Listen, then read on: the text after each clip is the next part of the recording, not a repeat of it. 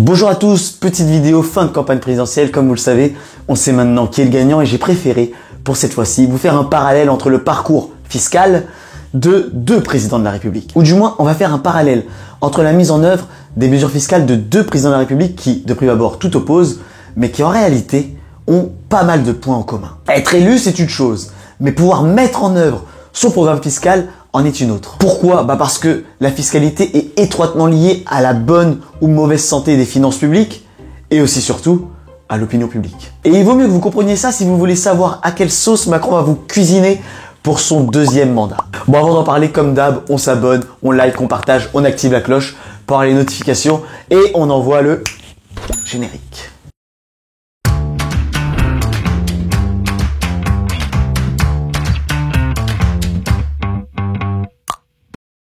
Si vous regardez bien, entre Sarkozy et Macron, il semblerait qu'il y ait plus de points communs qu'il n'y paraît. Alors on sait qu'ils sont amis, mais politiquement je veux dire. D'abord, ces deux présidents-là sont arrivés au pouvoir avec la volonté claire et affirmée de bouleverser la fiscalité de leur époque. Faire en quelque sorte un véritable choc fiscal. Mais un choc fiscal, ça peut pas se faire n'importe quand.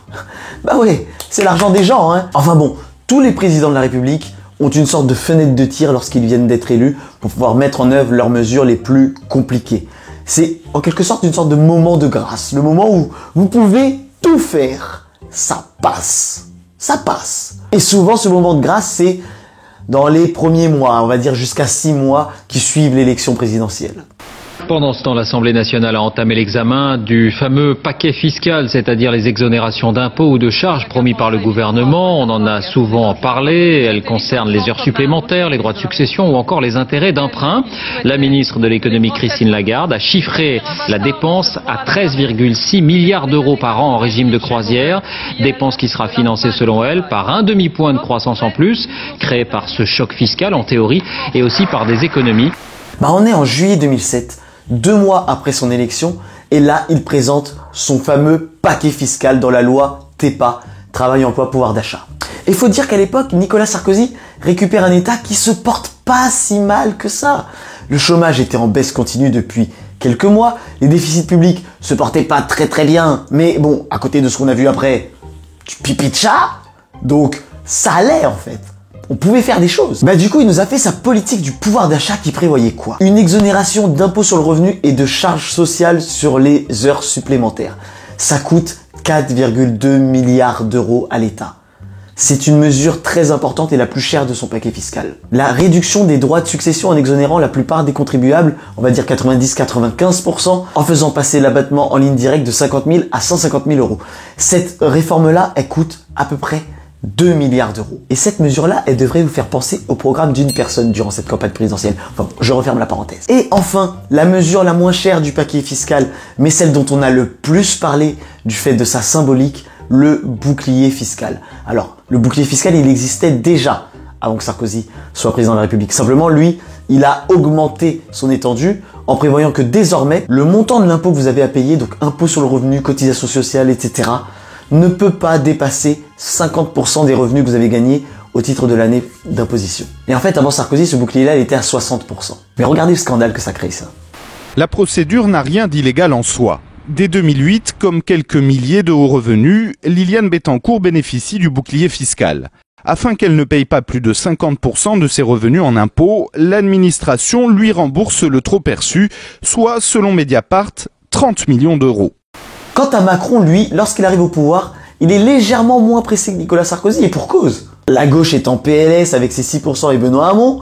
À droite, tout le monde regrette que Fillon n'ait pas retiré sa candidature, donc ça se chamaille et ça cherche un chef. Donc il est tout seul, la voie est libre. Donc il attend quelques mois, et c'est au mois d'octobre, au moment du vote de la loi de finances, qu'il prévoit son choc fiscal. Et ce choc fiscal, il prévoyait quoi ?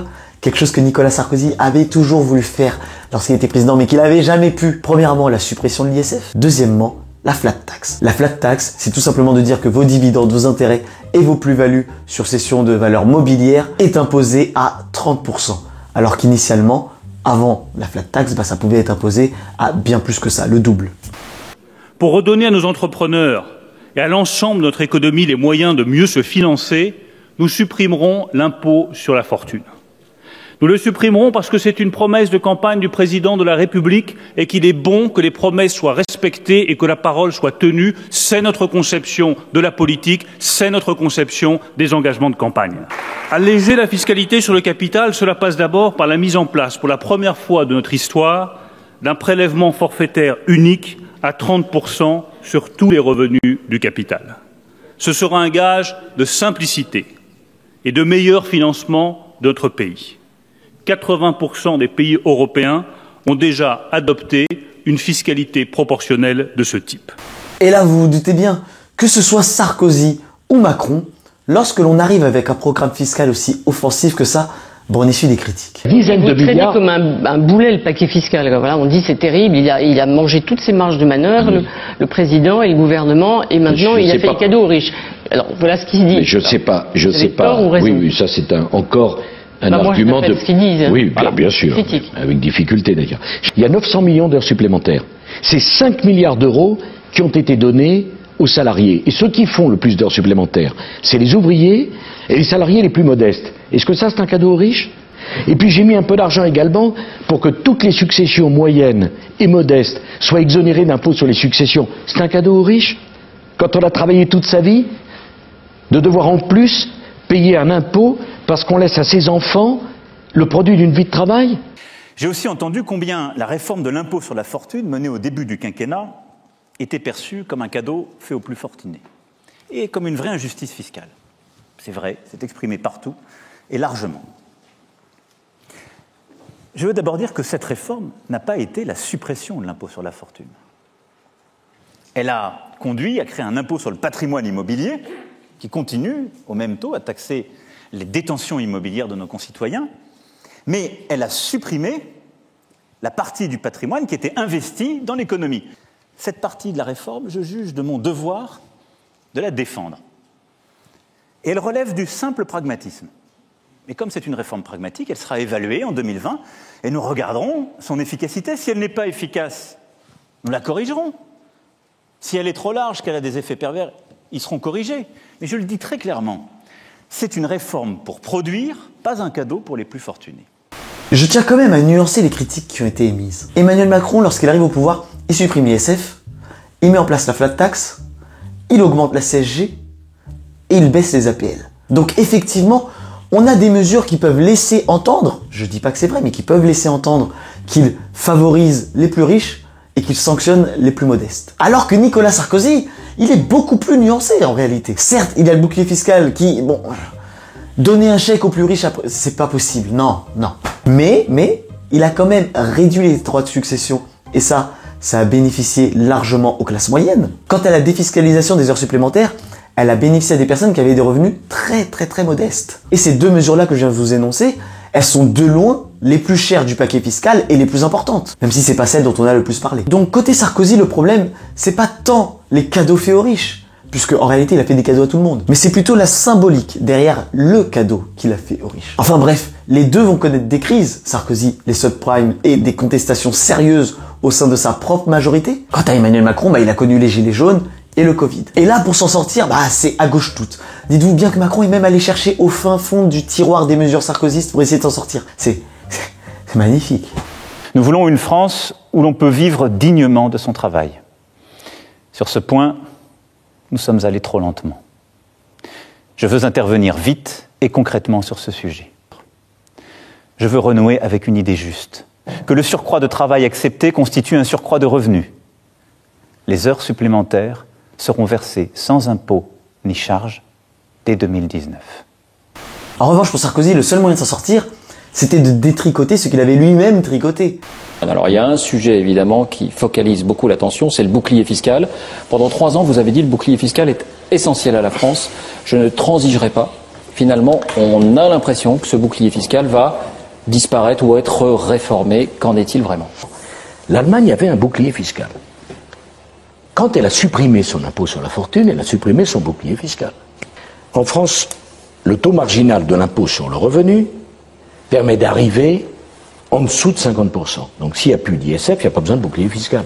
L'erreur qui a été faite dans les années passées, c'est de taxer le patrimoine, alors qu'il vaut mieux taxer les revenus du patrimoine et les plus-values du patrimoine.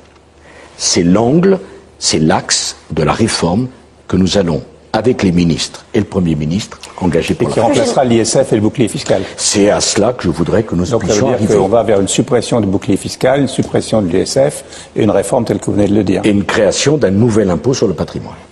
Vous voyez que dans un cas comme dans l'autre, ils osent à peine dire qu'ils vont revenir sur ce qu'ils ont fait. Pourtant, vous connaissez la suite de l'histoire. Nicolas Sarkozy, sous la pression populaire et de sa propre majorité, qui ne se voyait pas aller aux élections législatives avec le fardeau du bouclier fiscal, il a dû le supprimer. À un moment, c'est plus possible, quoi. Et il l'a supprimé juste avant la présidentielle. Mais Macron, lui, il a beau être critiqué par une grande partie de l'opposition, par une grande partie du peuple, mais il n'a pas de majorité parlementaire capable de lui faire changer d'avis. Et pour cause, les parlementaires sous Macron, c'est des employés, c'est des personnes qui ont envoyé un CV, une lettre de motivation, qui ont été recrutées et qui ont été élus. Ils n'ont pas la même marge de manœuvre, ils peuvent pas trop l'ouvrir. Et s'ils l'ouvrent, ciao. Ils n'ont pas de poids politique, ces gens-là. Ils ne pèsent strictement rien dans leur circonscription, si ce n'est que La République En Marche. Sans le logo, ils sont pas élus. Du coup, ça fait qu'on a eu un président de la République qui était très libre vis-à-vis de sa majorité. On n'a jamais eu, je pense, durant la 5e République, un président qui pouvait se permettre autant de liberté vis-à-vis de sa majorité sans être critiqué par les siens. Parce qu'ils ont tous fait l'objet de critiques dès lors. Une chose est sûre, c'est qu'au final, celui qui a pu exercer le pouvoir de la façon la plus autoritaire des deux, sans jamais réellement se remettre en question, il a pu refaire un deuxième mandat. Pire encore, toutes les mesures fiscales du fameux paquet fiscal de Nicolas Sarkozy ont été supprimées, en tout cas pour l'essentiel, tout de suite après son mandat. Alors que pour Macron, puisqu'il succède à lui-même, ces mesures vont rester. Et qui viendra 10 ans après dire « on veut réformer le PFU, on veut remettre l'ISF », c'est plus possible. Ça fait 10 ans que c'est entériné ces choses-là. C'est plus possible. Ou en tout cas, il faudra faire preuve d'un grand courage politique. Par contre, ce qu'il ne faut pas oublier, c'est que ce nouveau quinquennat, il commence avec 600 milliards d'euros de dettes supplémentaires. Donc la priorité durant ce quinquennat, elle va être mise sur le remboursement de cette dette. Pour rembourser, il y a deux façons. Soit on augmente les impôts, soit on baisse les prestations sociales. Et il semblerait qu'on se dirige plus vers la deuxième hypothèse. Mais bon, on n'est pas au bout de nos surprises. Donc dites-moi ce que vous pensez de tout ça. À quelle sauce va-t-on être cuit durant ce nouveau quinquennat d'Emmanuel Macron? Ensuite, je vous remercie d'avoir suivi cette vidéo, évidemment. Si vous êtes resté jusqu'ici, mettez un pouce bleu s'il vous plaît et partagez la vidéo s'il vous plaît. J'aime bien moi quand vous partagez. Voilà, je vous laisse et je vous dis à la prochaine pour une nouvelle vidéo. Ciao.